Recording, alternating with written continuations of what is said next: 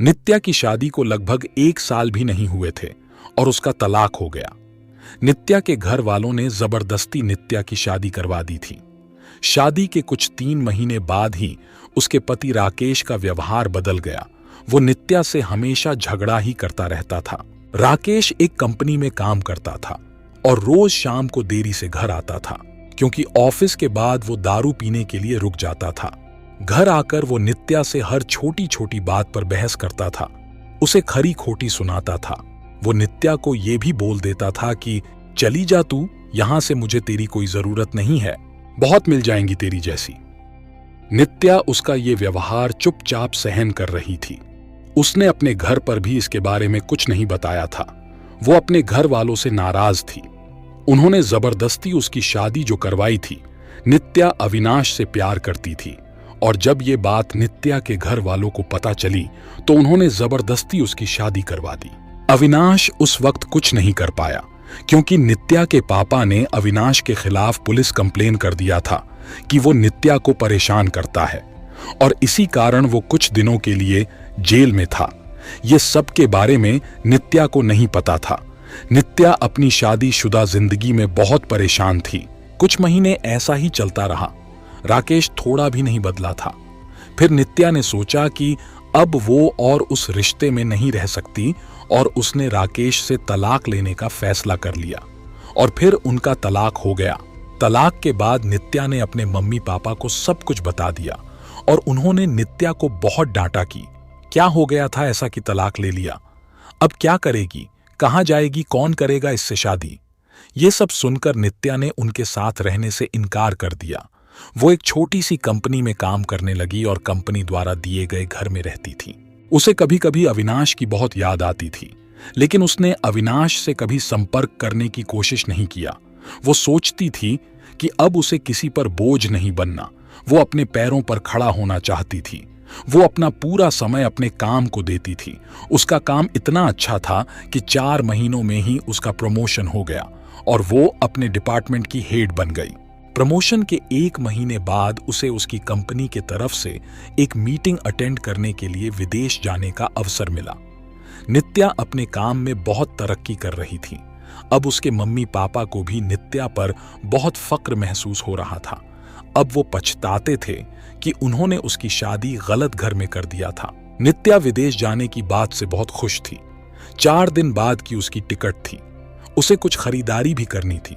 फिर वो अपने ऑफिस के पास एक मॉल में गई। उसे कपड़े और कुछ मेकअप का सामान लेना था। वो मॉल में घूम रही थी, कपड़े देख रही थी। तभी किसी ने पीछे से उसके कंधे पर हाथ रखा। वो पीछे मुड़ी देखने के लिए और वो बिल्कुल अपने आंखों पर विश्वास नहीं कर पा रही थी। वो इंसान कोई और नहीं अविनाश था। नित्या उसे देखती रह गई। उसे समझ नहीं आया कि वो अविनाश से क्या बात करे। अविनाश नित्या को देखकर बहुत खुश हुआ। दोनों के आंखों में आंसू के साथ खुशी भी थी। अविनाश ने पूछा, तुम यहां अपने पति के साथ हो क्या? नित्या उससे नजरें चुराते हुए बोली, नहीं। अविनाश ने पूछा, कैसी हो? नित्या उससे बात नहीं करना चाहती थी। वो नहीं चाहती थी कि अविनाश को पता चले कि उसका तलाक हो गया है और अब वो अकेले रहती है। अविनाश उससे पूछे जा रहा था। उसने बोला, कुछ बोलो। नित्या वहां से जाने लगी। उसने अविनाश को बोला कि मुझे तुमसे कोई बात नहीं करनी, तुम चले जाओ। अविनाश उसके पीछे पीछे जाने लगा। उसने कहा, मेरी बात तो सुन लो एक बार। फिर भी नित्या नहीं रुकी। फिर अविनाश ने कहा, तुम्हें मेरी कसम है, बस एक बार रुक के मेरी बात सुन लो। फिर नित्या क्या करती?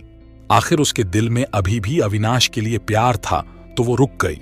फिर अविनाश ने कहा कि कहीं बैठकर बात करते हैं। फिर वो दोनों मॉल के एक रेस्टोरेंट में गए।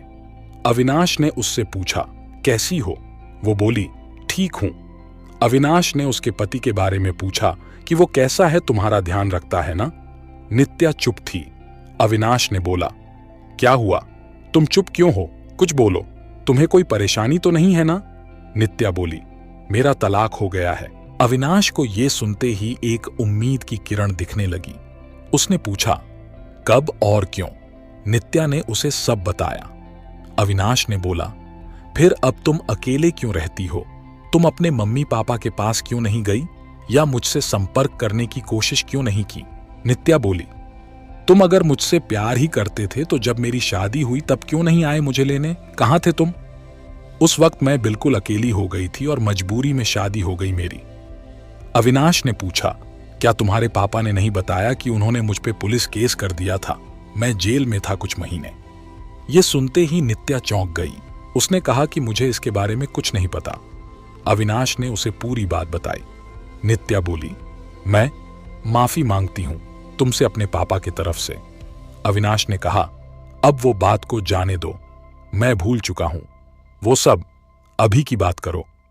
अविनाश ने बिना देर किए उसने पूछ लिया, क्या अब तुम मुझसे शादी करोगी? नित्या बोली, क्या तुमने अभी तक शादी नहीं की? अविनाश ने कहा, नहीं, मैं अभी अपने कैरियर पे ध्यान दे रहा हूं और यहां कुछ काम से ही आया था। अब बोलो, शादी करोगी मुझसे? नित्या बोली, अभी 2 दिन में मैं अपने कंपनी की तरफ से विदेश जा रही हूं एक मीटिंग के लिए। उधर से लौटकर इसके बारे में बात करते हैं। अविनाश ने कहा, पहले ही बहुत इंतजार किया है, अब और इंतजार नहीं होता है, लेकिन फिर भी जैसा तुम कहोगी वैसा ही होगा। दोनों ने अपना फोन नंबर दिया एक दूसरे को और घर गए। अविनाश उसे रोज फोन करके उसका हाल चाल पूछता रहता था। 1 सप्ताह बाद नित्या अपनी मीटिंग खत्म करके लौट आई थी। अविनाश उससे मिलने के लिए बोल रहा था, लेकिन नित्या अपने ऑफिस में बहुत व्यस्त रहती थी। उसने कहा कि हम रविवार को मिलेंगे। फिर वो दोनों रविवार को उसी मॉल में मिले। अविनाश ने पहले उसके मीटिंग और काम के बारे में पूछा कि सब ठीक चल रहा है ना? नित्या ने कहा, हाँ, सब ठीक है। फिर अविनाश ने उससे शादी का पूछा। तुमने कहा था कि आके बताओगी शादी करोगी कि नहीं, तो अब बोलो, क्या सोचा है? नित्या तो अविनाश से प्यार करती ही थी और अब उसे मौका मिला था। अपने प्यार के साथ पूरी जिंदगी बिताने का उसने हाँ कह दिया। दोनों बहुत खुश थे। नित्या ने अपने घर पर अविनाश के बारे में सब कुछ बता दिया और इस बार उसके घर वाले उसके इस फैसले से मान गए, क्योंकि पहले उनसे एक गलती हो चुकी थी। अब वो फिर से अपनी बेटी को तकलीफ में नहीं देखना चाहते थे। 1 महीने बाद उनके परिवार ने उनकी शादी करवा दी। अविनाश ने अपना खुद का एक बिजनेस स्टार्ट किया था, तो अब नित्या उसके साथ उसके बिजनेस में हाथ बटाती थी और वो दोनों खुशी खुशी हमेशा के लिए एक साथ हो गए।